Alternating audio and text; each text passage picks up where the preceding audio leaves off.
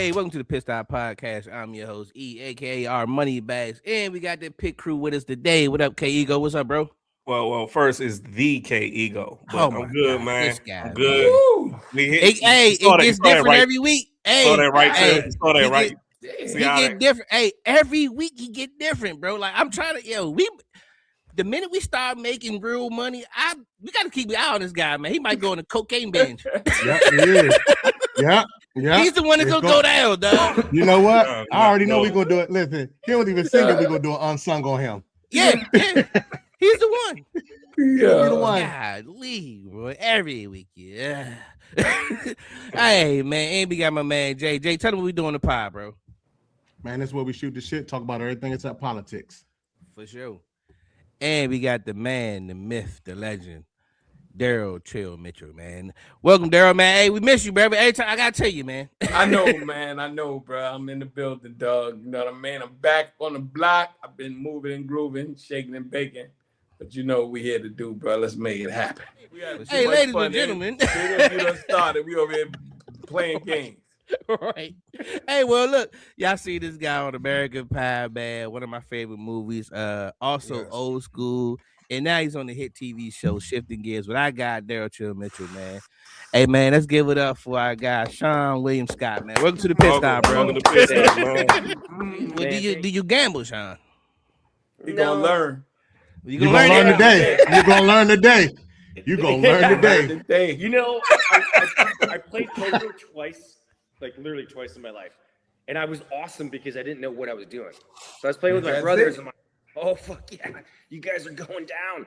But I didn't know if I had good cards or bad cards. So I threw them off, and I was kind of doing really good. So that is it, though. Beginner's luck, man. That's it. You talking trash? That's the key to poker, man. Yeah, gotta talk them down, bro. Yeah. And what's so funny though is like my daughter and I were we started playing Uno, and already, you know, have you guys played Uno recently? Oh yeah. It can be a serious game. It's bro. very fun. Oh yeah. Yeah, but like, you know, she's 5, and so she'll get the cards and she'll be like, "Oh, cards! Oh, you don't even know. How do you know how to do that? Like, she like already knows how to mess with you." I did that last night. Talk early, bro. My ass off. Yeah, she's natural. She's a natural, man. Look, I'm gonna tell you what I don't do when it comes to cards. I don't play Uno, and I don't play spades with black people, man. It's too dangerous, man. Oh yeah, Uno. Play Uno? No, they can be dangerous, man. No, you'll play it, but we play with black people. What do you mean? Like, it's dangerous. It can be dangerous. A lot of arguments break out. A lot of fights break out. A lot of drinking. A lot of all that's involved. Yeah, my daughter got pissed at me like last night because I won like 2 in a row, and it was one of those like boom, boom, boom, Uno. Yeah. She was like pissed. She raised up on the table, man. You're right. It can get She gang at the table. So Sean, think about this. When you mixed in alcohol on top of that, and then people start slamming. the cards on the table, standing up, yelling at you. And then spades is a team game. Then the teammates start arguing with each other. Like, you don't know how to call your hand. Like, don't underbid. Yeah. And don't cut your teammate. If you cut your team, he can't play. He can get him up. So I'm just saying, if you don't know what you're doing, do not sit at the spade table. If you don't know what you're doing with spades, don't sit at the table with some black people. You get in trouble, sir. I thought Uno was like a kid's game. I didn't know. No, man. Oh no, they take it. Uno can get aggressive too. Especially when you start piling on. Especially if everybody got a draw 2, and they get back to you and you got to draw 10 points. That'd be 10 cards. Yeah, it gets aggressive. What's your game? What did you say when you go craps? I play craps. I throw dice. Okay.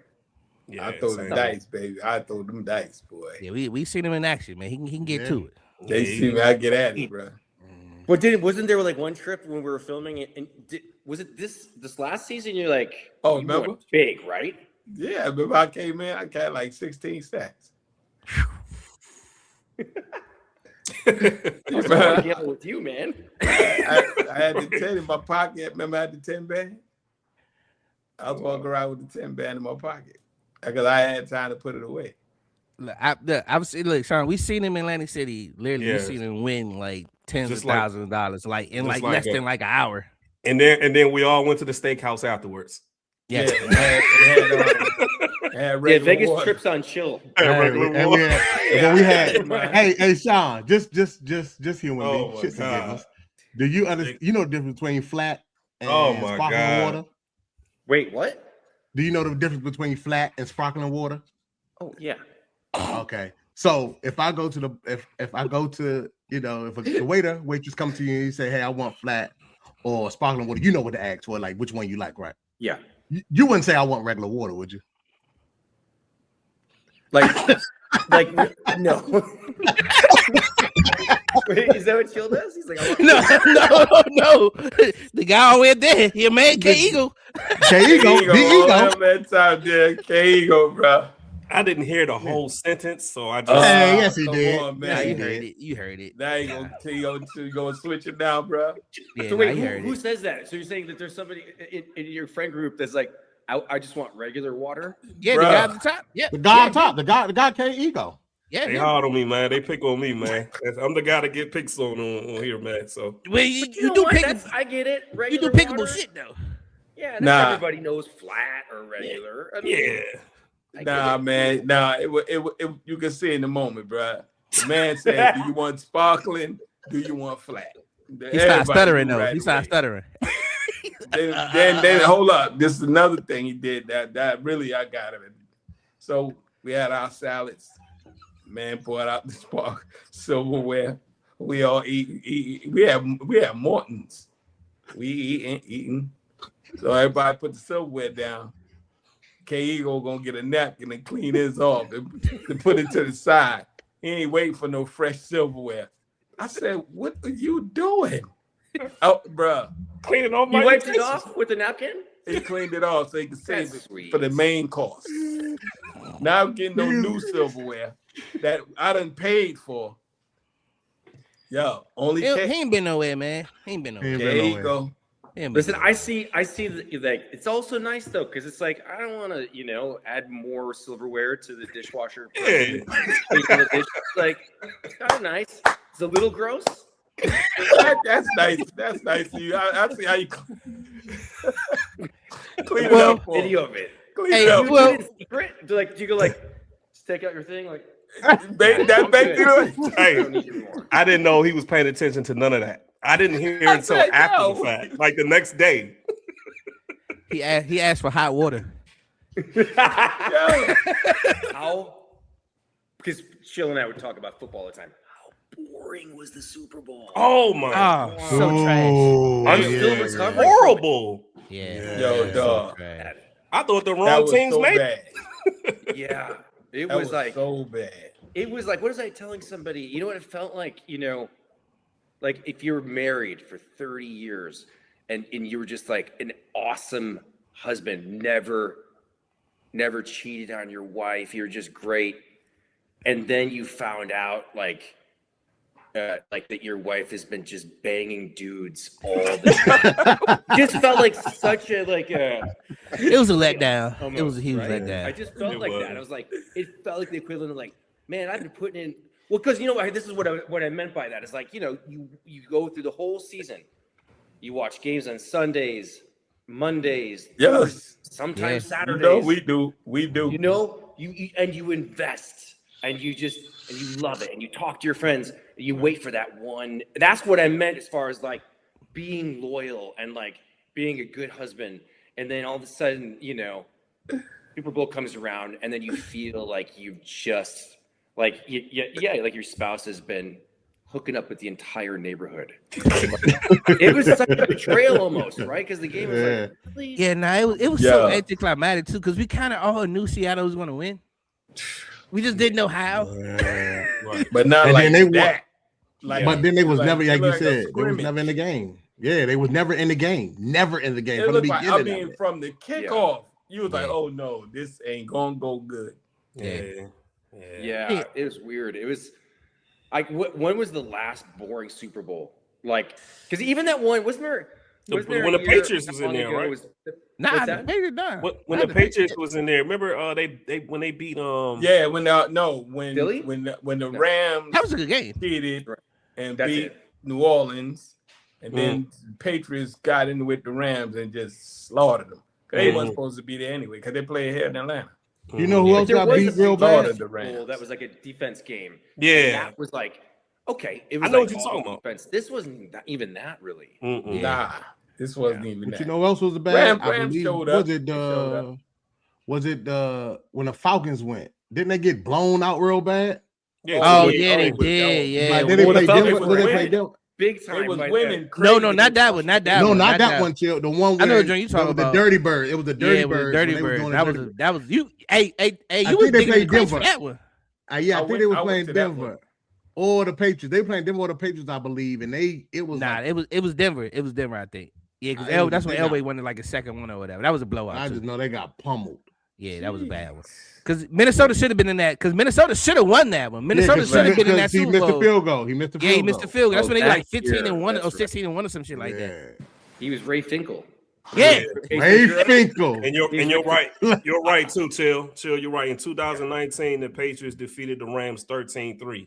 In 2019, that one of the most boring Super Bowl ever. And I think that's what I was talking about. I was there.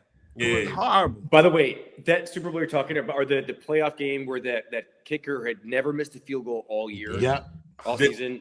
And so I'm from Minnesota, and I remember, my dad was that guy who was like, I guess a lot of people are like this. They, they like their team so much, and so when they suck, they just lose it. I remember when the kicker missed the field goal, he's like, "What the fuck? What the fuck?" I just like, oh my god. But I remember like the guy, and that was almost a perfect season, right? It was. Yeah. It was. Yeah. Yep. Yeah, man. So because that season was crazy because Brad Johnson went down early and Randall Cunningham was the quarterback. Yeah, he came out of retirement. Crushed it. Yeah, he came out of retirement. Yep. Because he was about to quit. They lost that. I think they lost at home because I think the Falcons like 14-2 and Minnesota was like 15-1 that year. They lost at home. Falcons went to Super Bowl and they lost to the Broncos. Yep. Yeah, we watch football, bro. We watch football. As you can see. Hey, Sean, got a quick question though, man. So, was there a lot of improv when you worked with Will Ferrell on that old school scene? We used the animal trainer.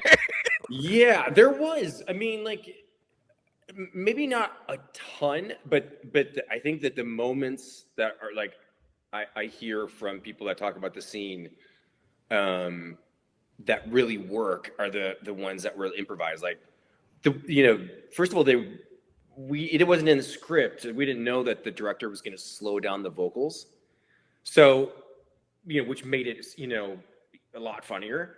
But even when we were filming it, it was just funny because Will's just hilarious. But one of the things that he added, I'm pretty sure he added, it was like, "I'm so tired." It was like, oh, and then it was like, wait, yeah, like I'm so tired. But then he did something else. Oh no. What was another one he did? Oh no, I'm sorry. The big one. He goes, "I like you. You're crazy. I like you." Something like that. And then even when he did that, just like in a normal voice, was like, "Holy shit, this is so funny." And there was like some other things too, where I like yanked on like the miniature horse, whatever that thing, donkey, and like yelled at it and stuff like that. I don't think that was in the script. But, dude, but that when I say because you know who you look like in that scene, you definitely look like Joe Dirt mixed with Joe Exotic. Oh yeah, you was Joe Exotic before Joe Exotic though. It is. Oh man, Joe Exotic. My oldest brother looked like that. That was my inspiration. He had that fucking hair. Where I was just like, dude, I mean, come on, you gotta get a haircut. But it was perfect for that movie. I was like, I'm gonna play my brother in this. Yeah. If I don't remember, man, old school scene, he's an animal trader, and you shoot Will Ferrell with the tranquilizer. Yeah, I remember that. Yeah, classic. All he ever wanted was for somebody to get shot with that thing. That was like the best moment in his life. Yes.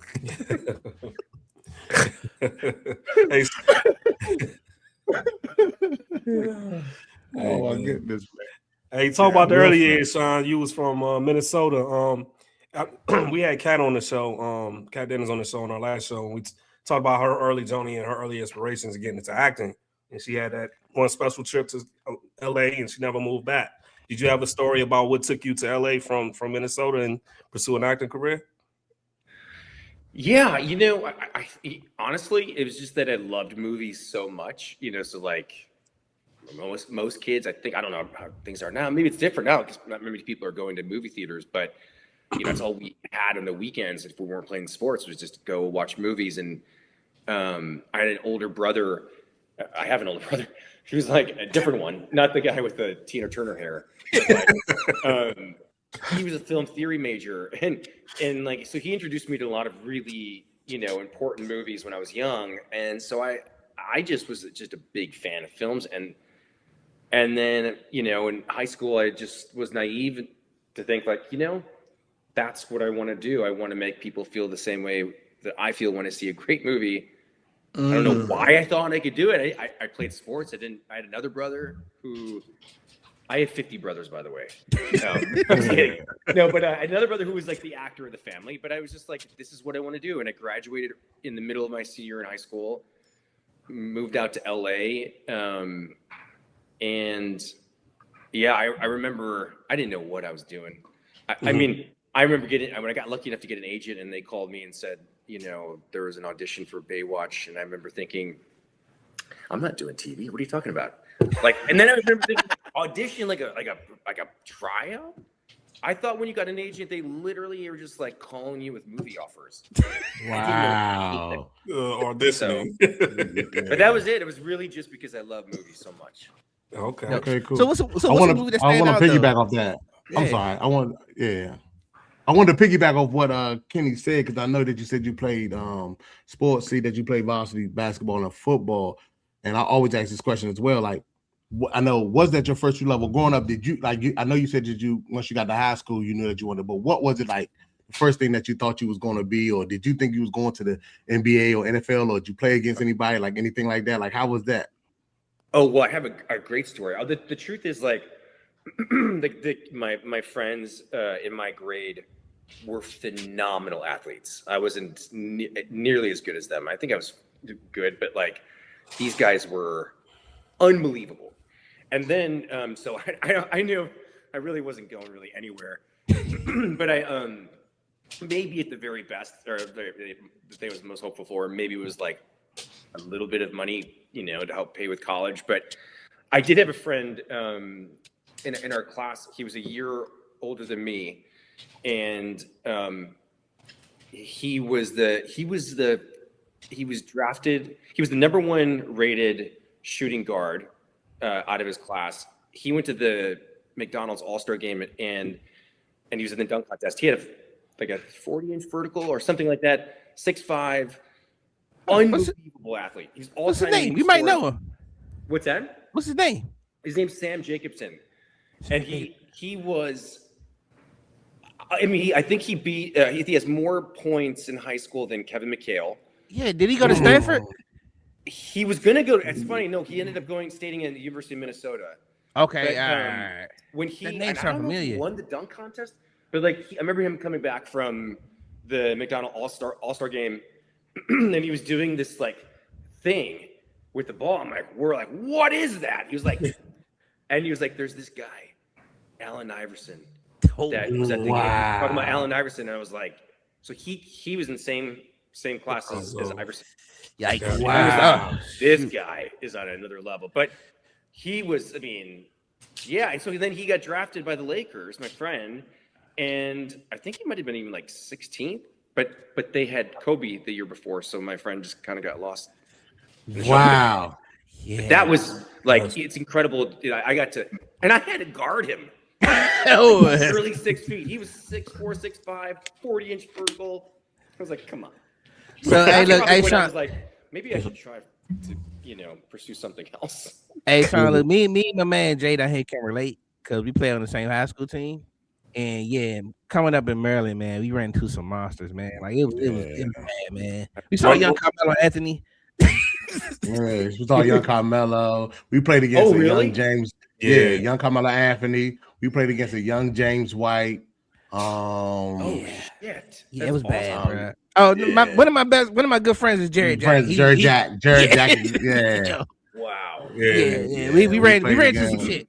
I saw Steve Yeah, Francis. At a random AAU game, and this is right before he went to Maryland. And they was like, this guy was hyping me. Yeah, my man Steve Francis, whatever. All right, whatever. Yeah, he came in the second half. He had like 40 in the second half. Next thing you know, he's at Maryland. Are you serious? Yeah. Wow. Yeah. So we seen some shit, man. Yeah, like we didn't have that in Minnesota.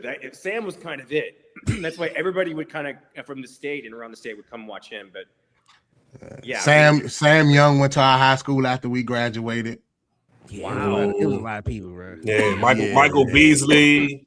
Yeah. All them people came up through DMV. Yeah, so where we from? Yeah, Kevin Durant too. Kevin Durant, of course, Kevin Durant. Yeah, y'all from the same area. Yeah. Big basketball hub in the Washington D.C. metropolitan area. Big basketball hub. That's awesome. So you understand? We understand where you're coming from. I knew at an early age. I'm like, I don't know, man. Once I got to ninth grade, I started seeing where it was at. Like, I'm gonna have to take this college thing serious, man. Because I knew it was over for me when they tried out. They made the high school team. When I tried out, I made the ROTC basketball team. True story. You're like, okay. Yeah, nah, for sure. There's a cap in my sports ability. Yeah. What with me thinking when you say when you moved to LA because you wanted to be in movies. So what's the movies like? Some of the movies that inspired you? Man, honestly, it's funny. My oldest brother, I remember, I think I was like 6. He's 10 years older than me, and I remember he introduced me to Clockwork Orange, and I was like 6 years old watching this movie and just being like mesmerized, And Malcolm McDowell's performance, I remember thinking, was just like phenomenal. So it was kind of like. A lot of, that was one movie that stuck out. So there wasn't any movie that, when I was 17 that came out, there's like, oh, that's the one. It was just, I don't know. Was it, did you always intend to be in comedies? No, my dad was really, really funny. He was kind of like a mix between, he had like a very Bill Murray sense of humor. Like, very funny. And my family, really funny. I think you have to have a sense of humor growing up in Minnesota because it's so fucking cold, But it's such a great place to grow up. But it's like, anyways, so we love to laugh and make each other laugh. But for me, I never thought about doing a comedy. It was all I wanted to do serious stuff. And so when I first started to audition, when I started getting better at auditions, I was getting closer to like dramatic independent movies. And I'd only auditioned for maybe a handful of comedies. And I remember, it was terrible. And I remember my agent, when you called me for a comedy, I was like, man, you don't want me to go to this audition. Like, I'm terrible.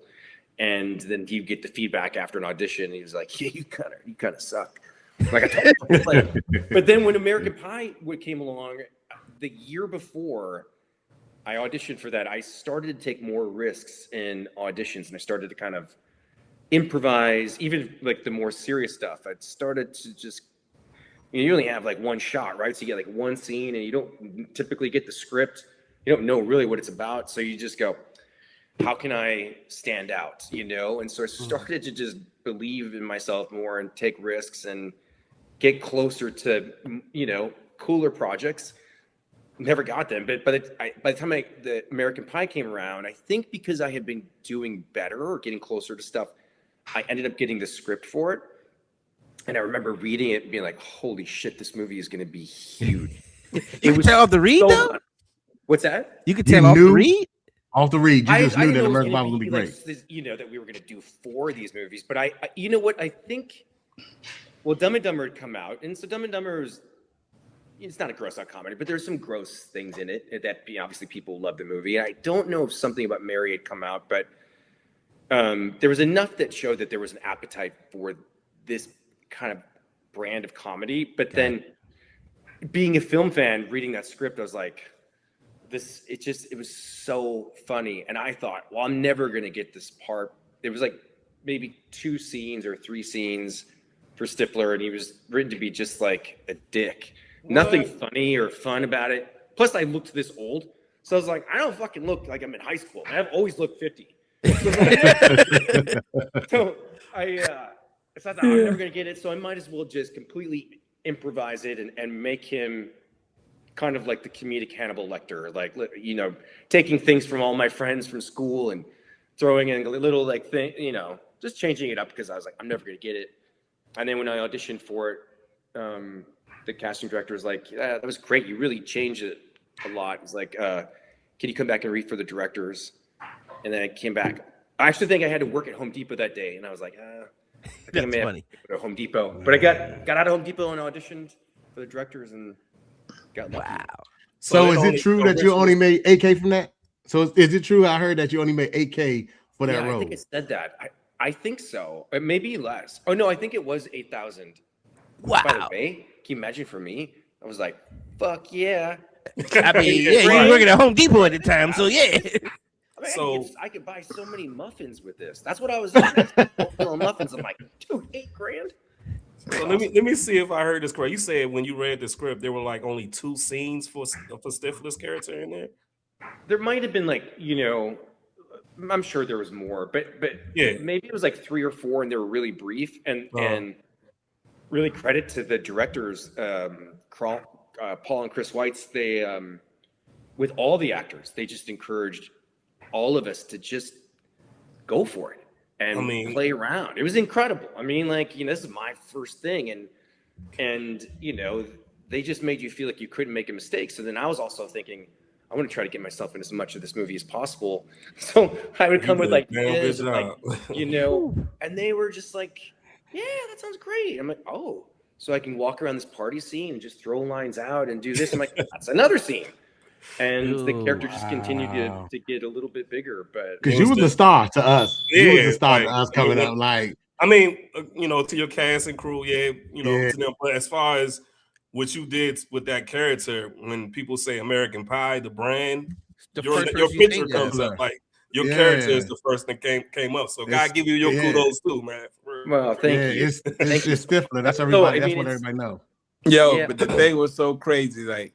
When I found out he was coming on the show, I was wide open, but I was scared because I was like, "Yo, we about to get this nutcase in here." But I said, but I'm gonna give him thunder. I'm gonna give him energy. Let him know, bro, I'm on your side. But I'm gonna tell you, bro, you ain't gonna mess the job up, man. If you ain't coming in with that wildness and like the cat said. Totally opposite. Then I was kind of let down because I was like, I want the little wild side. I was the wild side. Like, you had your armor ready, huh, Chill? You had your armor ready, huh, Chill? Yeah, I had the armor ready because I'm like, you know, I know he gonna give it to me and I'm gonna give it back. We gonna have some fun. Then I was like, this dude is totally opposite of everything you had in your mind. That's how strong that character was, man. It was, yeah. Because my mind was like, that is what is going to show up. Yeah. I knew it. No, not at all. Hey, thanks. Sean, can I ask you one question real quick? Can I ask you one question real quick about that? Do you think because of how big American Pie was, and you know, do you think you was typecast because of that? And you know what I mean? And because you played a lot of similar roles per se, and how were you able to overcome that so people could see like your real creativity? You know, I think it was just kind of like I didn't really have an option, you know, or a choice because, you know, it wasn't like, I think, you know, you play, and especially such an over-the-top cartoonish character like that, you know, the things that were coming my way, obviously, you know, you watch that movie, you don't immediately think, oh, let's put him in Saving Private Ryan. You know, they're like, what about American Pie 2? What about a road trip? You know, we're looking for like a crazy, like frat boy kind of guy. And so I would get these scripts, and I was so eager to do a Saving Private Ryan or something. But I knew right away. It was like I have every opportunity. It was like, I gotta trust my instincts. And first of all, is this movie, could it make money? Could it be a hit? Right. Like, because, you know, it's not like did Dude, Where's My Car, but then turned down like a Scorsese movie.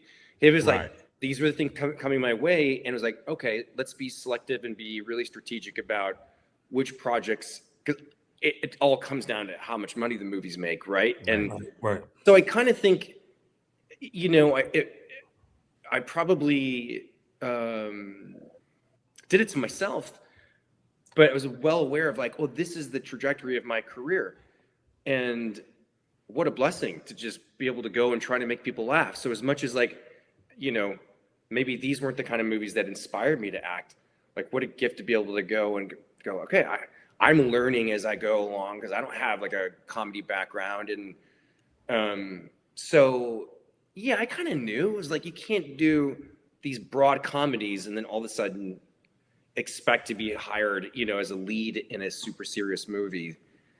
Also, the characters were so fun.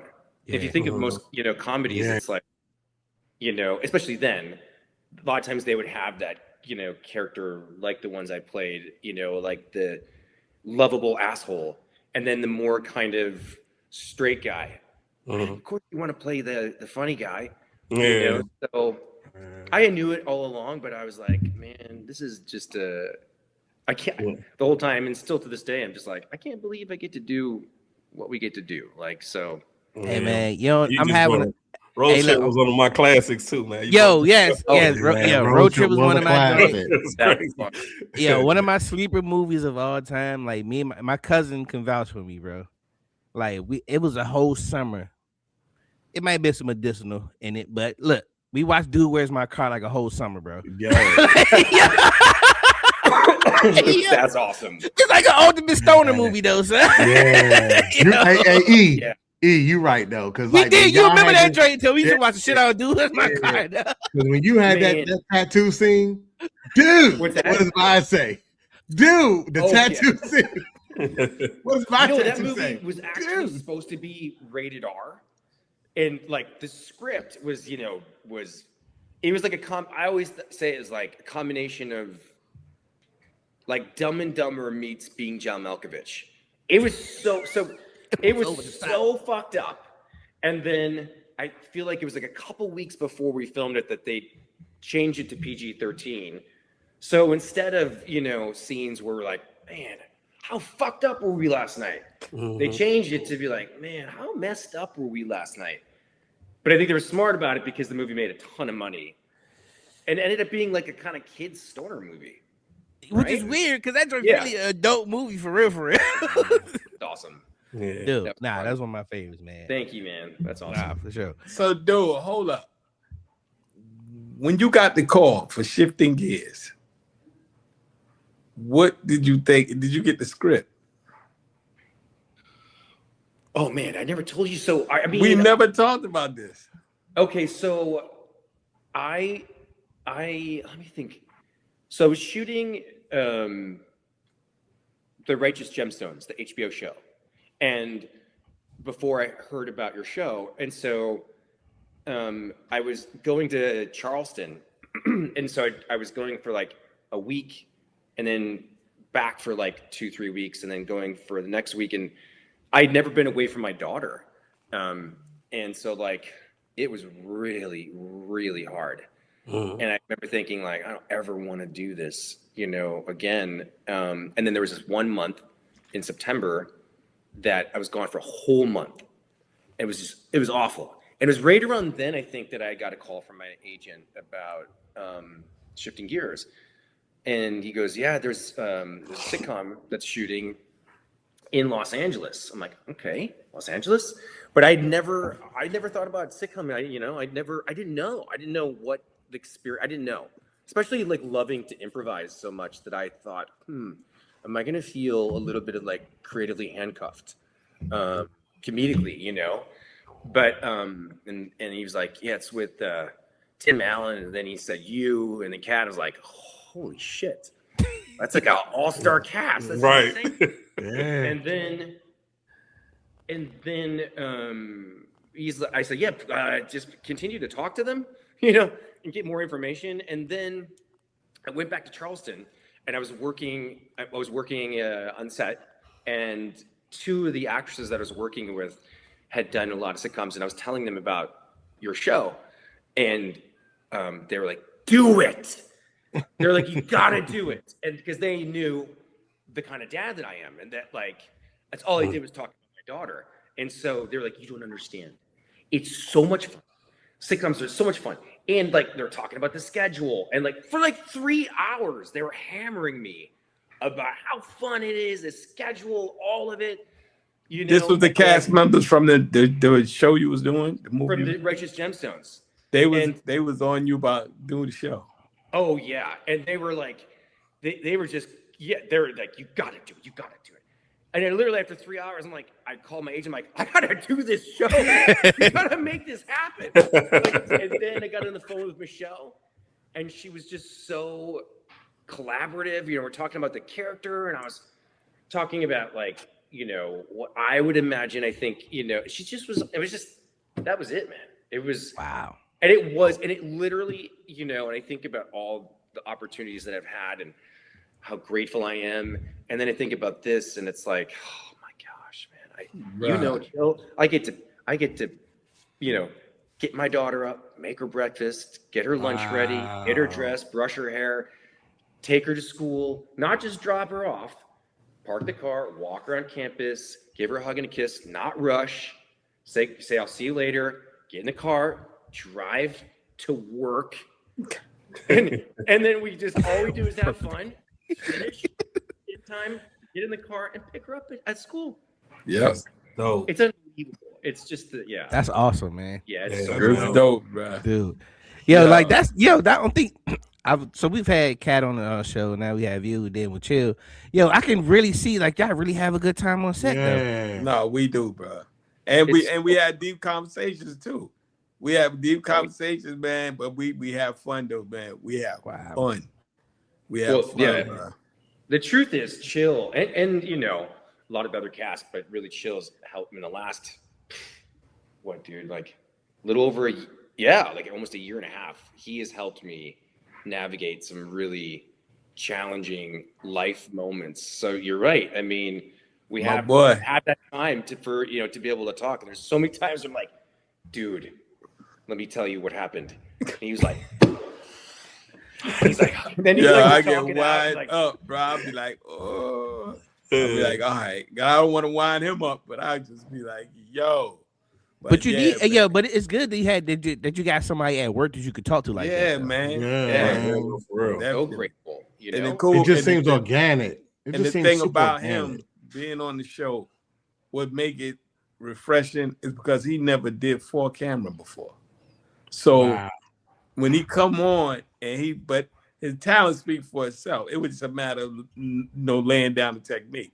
Once he got comfortable with that, it was over. But it was just like, it was refreshing because it was like, I don't know what I'm doing. What am I doing? We be in there cracking up. But it was refreshing, man, because you'd be like, you would think like, dude, like you would think he had this major experience.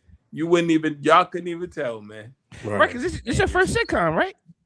First sitcom, but it was like, everybody was so nice though that, and welcoming that it calmed my nerves a lot. But the laughers really threw me. You know, they have paid laughers. Like during rehearsal. Like we had rehearsal, we got paid laughers to come in while we rehearse. Oh, so you have people like y'all have people that's like when y'all hit the joke or do something, they laugh, they just laugh. For the rehearse part, even rehearsal. No, I'm just happy I never knew that. Right. Yeah, even and so we get the timing. I know what I said was not funny. I know I didn't hit it, and they're still kidding. You're like, it was confusing my brain. I got you. Now, dude, I can't walk around. If I tell a joke, I'm confused why people aren't laughing. He's saying a line, if they laugh, you like. Now that I think about it, I never thought about that. Because in the movie you don't have that. Right. Yeah, you just going through the scene. Yeah. Right. Yeah. I got you. And I didn't know it was paid laughers. Not during the show, we don't have paid laughers. Not doing the show, but even rehearse, they get them in there to laugh. So when they know what the jokes, because they got the script, so they know what the jokes are supposed to be. So when we get there, it could drop dead flat. They gonna crack up. You be like, yeah, that's wild. That wasn't even funny. Yo. Yeah, man. I don't know why I was thinking about this, but because we were talking about football, but Tim Allen's he's diehard Detroit Lions fan. I don't know why I just remembered this, but I remember like coming into the hair and makeup and like, because this is once there's a point in the season, this last season, where it was over for the Lions. Yeah. And I remember just making the mistake of going, "Hey Tim, did you watch the game?" Oh, I remember him being like, "Gigi gave me the look of death." He's just like, I think he might even said, "Shut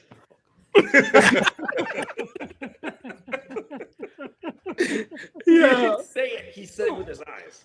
One of the things he don't watch the game. He hates them. He don't watch the game at all, but he don't watch the play. He'll watch it later on because so nobody can call him and give him the scores. Got you. I almost gave him the score one day during the game because I was like, dude, because I'll be riding around my tablet and I'll be watching games and everything else while we're rehearsing and stuff. So I can just switch back and forth between the script when I ain't shooting. I was like, Tim, you said, he's like, no, don't. I was like, ooh, okay. You don't watch the game. Yo, so apparently Tim has PTSD from all that losing they used to do back in the day. Yeah, a lot. It's a real thing. He's like, man, I've been growing up with this. All they do is they just crush your soul. They always you can't ever have. It was like it's not like he's trying to be funny. It's a real wound. Yeah. Yo, hurt. I feel the same way about the Cowboys. Man. Yeah, as you should, sir. Yeah, it's pretty bad. Yeah, Cowboys. Yeah, I feel that way about my Giants. Yeah, shit. I don't know though with Harbaugh. Yeah, we might be able to turn it around. Yeah, I think y'all gonna be all right, too. I like where y'all going, man. Okay. Yeah. All right.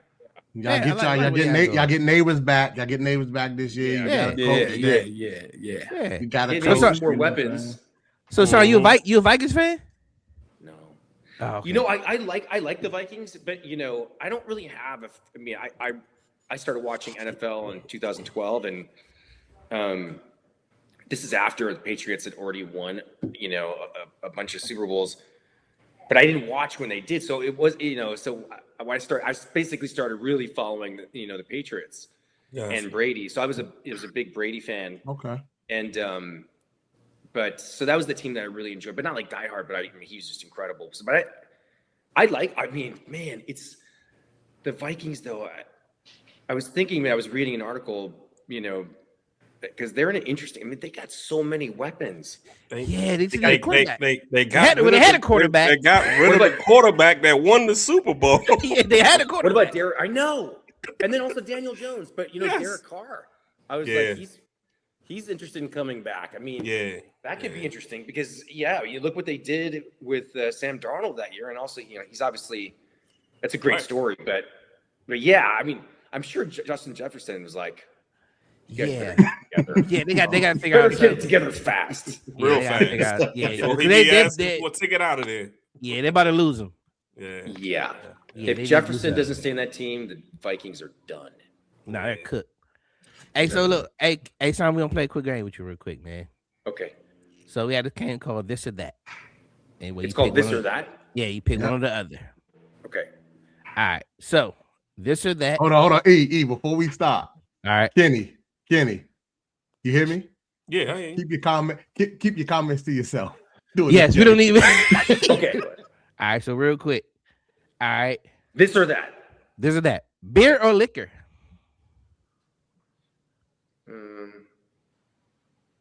Liquor. Okay. Man. Road trip or old school? Oh, man, that's tough because I watch old school in a way where I almost forget that I'm in it because it's such a classic. So I love that movie as like a fan of comedies. If I take myself out of it, but then Road Trip was such an we shot that all around Atlanta. That was in Atlanta? Oh, I didn't know that. It was, and we shot that. That was the first movie I shot after American Pie came out. Yeah. Oh, wow. You can imagine. We were on college campuses. Yeah. That's yeah. real Yeah. Atlanta. I wish I could go back and redo. Yeah. As far as like the experience, I think I would have allowed myself to have more fun, if you know what I mean. Oh Yeah. That was real Atlanta back then. Yeah. So American Pie 1 or American Pie 2? American Pie 1. I figured that would be it. Because that changed your life, man. So what did you? What was your first big purchase after American Pie? I know with besides 8K, I know you got some money after that. What was your first big purchase? Well, I bought a freaking Firebird. I don't know why. And it was like $6,000. So I was like, dude, that wasn't very smart. I had $2,000 left. And that Firebird like conked out like a few months in. I'm like, so yeah. And then I ended up working at the LA Zoo, waiting for American Pie to come out. I was the churro guy. By the way, I worked there 2 days. 2 days, and I was like, fuck this job. Sam, every once in a while, you hear a little stifler. I know. That's what I seen. That's what I seen just now. A little bit, right there. I can see him just throwing the churro on the ground, just rolling out after. Well, I remember it was like I was standing there, and they didn't have a calculator.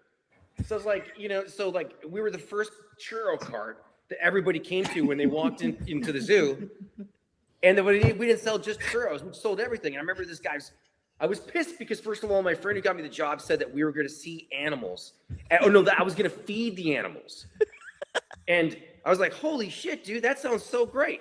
You fucked me. I was the churro guy. You feed animals, you feeding the public. Yeah. And I was like, wait a second, this sucks so bad. I'm in a movie that's coming out. This doesn't feel right. And then I remember the guy's like, okay, the M&Ms cost this much, the pretzels cost this much, all this stuff. I'm like, wait, there's no like charter shit? Like, I'm not. You have a calculator? It was stressful. And then like the second day, I remember this guy was like, I want cotton candy. I want a pretzel. I want a pretzel with cheese. I want M&Ms. I want liquor. So I'm like, dude, just give me $10. I'll give you whatever you want. I just gave it all to him, and I just looked at the guy, and I was like, I'm out. Yeah. Oh shit. Man. Hey, I don't know. Indie film or big studio film? That's tricky. I mean, I don't know. I've had like a couple really, like right now, I got a movie that's coming out in theaters. I should have talked about it. Yeah, man. Yeah, plug it. Yeah. No, I mean, but I just said, but it's coming out in theaters next Friday called Dolly, and I saw that. Such an incredible movie. It's a horror movie. Yeah. It's one of the best movies I've ever made, and that was independent, low budget, and it's one of those experiences where everything came together, and the film is phenomenal. It's like a love letter to Texas Chainsaw Massacre. It's insane. So in that regard, like when you have those kinds of independent film experiences, especially when it's a movie that is awesome and people are going to see, it's great. Also nice to work on studio movies too, where money is there. Different experience. There's also that. It's also just the experience, and you know what? I'll say any freaking movie is great to work on. Fair enough. I know you got to get out of here soon. But before I let you go, I did want to ask this last question before we get to our victory lap, and I'll let Moneybag do the victory lap. But I wanted to know, what was your most important role or your favorite role, and why? That you've ever done? Both American Pie, Stifler. I mean, it goes down as like, for a million reasons, of course. I wouldn't have a career if it wasn't for that movie and that part, but also creatively, I think that, you just look at the comedies that are out there, and well, even then and even now, it's like that character allowed me, I could basically, without, I don't want to exaggerate, but I could kind of say or do anything and get away with it. As long as that character had it comeuppance, like if shit happened to him, whether he's like getting peed on or he's drinking a beer with jizz or whatever, it's like he could get away with being an ass as long as he balanced it out. Right. And it just then is like kind of developed to like this character. You realize they're like, he just wants to be loved. He's a wacko. And all along, he's probably insecure. So that character, what it's given to my family, what it's done for, my friends, I'm so grateful. So 1,000,000,000% that's the one. Nah, for sure, man. So, all right. So we get into the end of the pod, man. We have a thing called the victory lap, right? So the victory lap is where you leave the people with a gem, some life jewel, man, that they can go home with. So with that said, Seann, you got the victory lap, man. Victory lap. Oh man, there's a lot of pressure. Yep. No, based on what we just talked about. It's like here. I was just gonna say, and I say this to anybody. It's like I'm an example that pretty much anything is possible. Like, I didn't go to Juilliard. Like I just had a dream, and I believed in myself, and I was like, no regrets, man. You just got to see it through, and at least you tried. And for me, being able to do this, and so I always tell people, it's like, unless you're totally unrealistic, man, dreams can come true. Like, you got to just believe in yourself and work hard. Keep perspective. For sure, man. Hey, man, with that said, man, hey, we appreciate you, man. Seann, what you got, man? Thanks for coming to the Prescott, man. Appreciate you, baby. Thanks for coming to the Prescott, man. Hey, look, we gonna be out. We gonna be out in LA too, so we gonna check you out. Yeah, we gonna. When are you guys coming out? Whenever y'all start filming, get the season started back. Yeah. Season. Oh well, man. Let's. Vegas. Oh, yo, it's gonna happen. It's gonna happen. LA Vegas situation. Yeah, we can rap, shoot, take off. Hopefully they got regular water at the restaurants.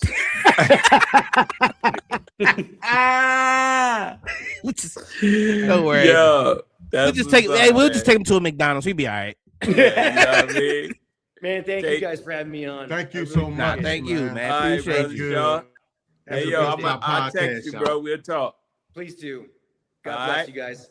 All right, hey, man. We out. Take care, guys. Where the hell Kenny go? His storm. Oh, he said that. No, he said his storm was flickering. There he is. He said it was storming where he at. Yeah. Hey, chill. All right, Seann. Take care, bud. All right.